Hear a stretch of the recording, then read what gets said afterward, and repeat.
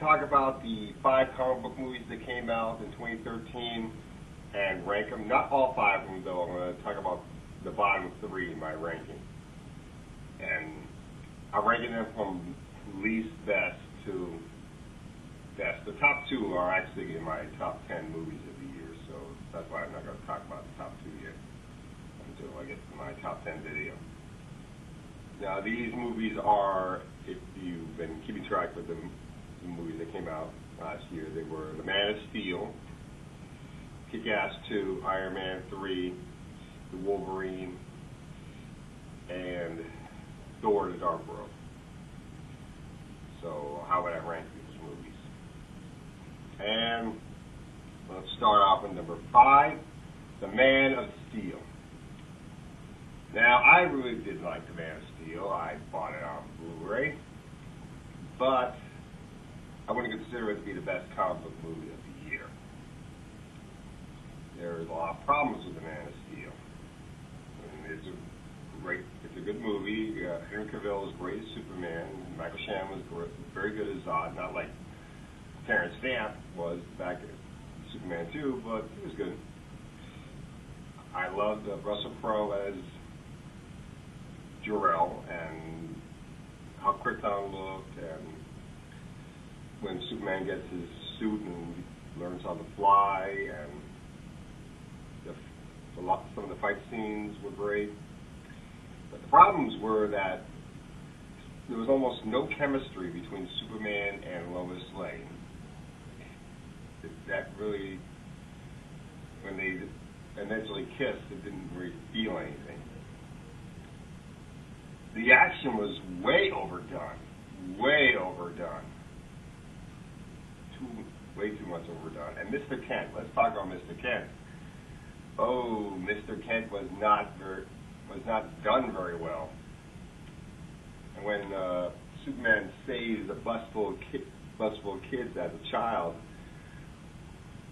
and wonders whether or not he should have done that, his father says, well, maybe you should have let them die. It's like, what? Because he's worried that people would find out about his powers and what would they do. How would they react to the fact that he's different? He's supposed to be teaching him how to care about humanity and everything. And also how Mr. Kent dies. Oh, jeez. In this movie, he sacrifices himself. In the original Superman 1 film, he died because of eventuality. Time killed him. And that's the same way he died in Smallville. Time killed him. It was a heart attack. And it's like Zack Snyder and David Goyer, they didn't understand the importance of that. Mr. Kent's death is eventual because that teaches Superman that no matter how powerful he is, he cannot stop humans from eventually dying. They're going to eventually die, and he's going to have to live with that. And he's going to have to realize that he'll probably be living much longer than human beings normally live, because he's not human. He's from Krypton. He's an alien.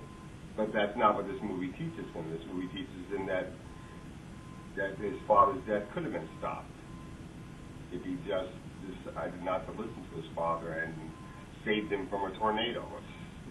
That was just dumb. So those are my problems for the reason why Man of Steel is at number 5, even though I think it's a very good movie. Number 4, Iron Man 3. Yeah, Iron Man 3 is going to be below Kick-Ass 2, which is number 3.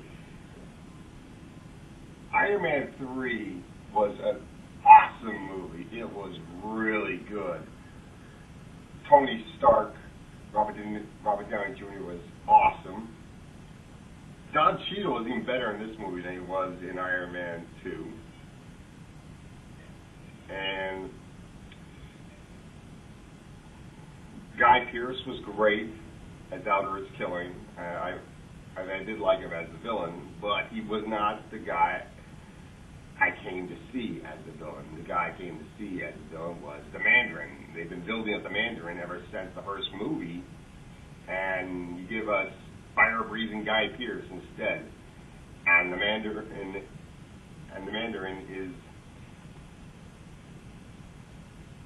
is a guy that is pretending to be the Wizard of Oz's curtain, so to speak, while the man behind the curtain is Guy Pearce.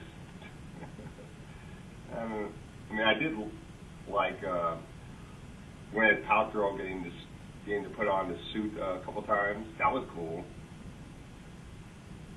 And the climax was great, although one of the big things about the climax was the Hulkbuster armor. We finally get to see this awesome Iron Man suit, the Hulkbuster armor, and it doesn't really do anything in the movie. It holds something up, a building or something, and that's it?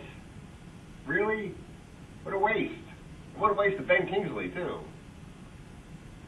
I mean, I really did like the movie and all.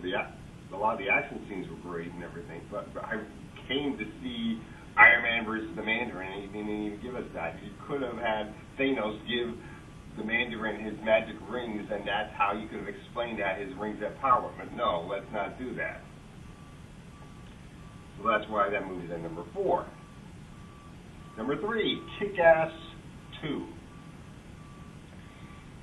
Kick-Ass 2 was an awesome movie. I really did like it. I liked the chemistry between Aaron Taylor-Johnson and Chloe Grace Moretz, the best friend chemistry that they had, and how they were great partners in crime fighting. That was very cool.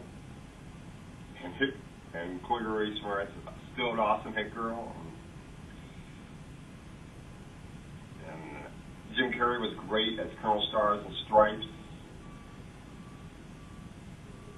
A lot of the side heroes were great. Dr. Gravity, Night Bitch.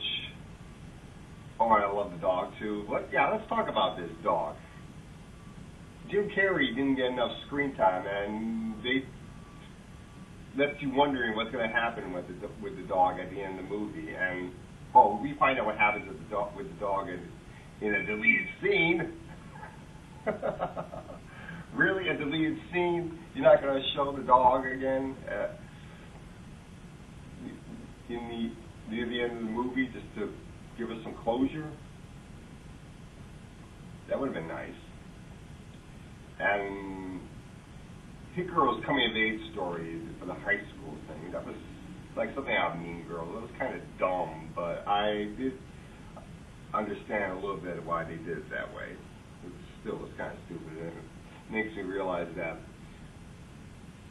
when if they're going to do a Hit Girl movie and Kick-Ass 3, they need to bring back Matthew Vaughn as director, because Jeff Wadlow, he's an okay director, but he's no Matthew Vaughn. We need Matthew Vaughn back.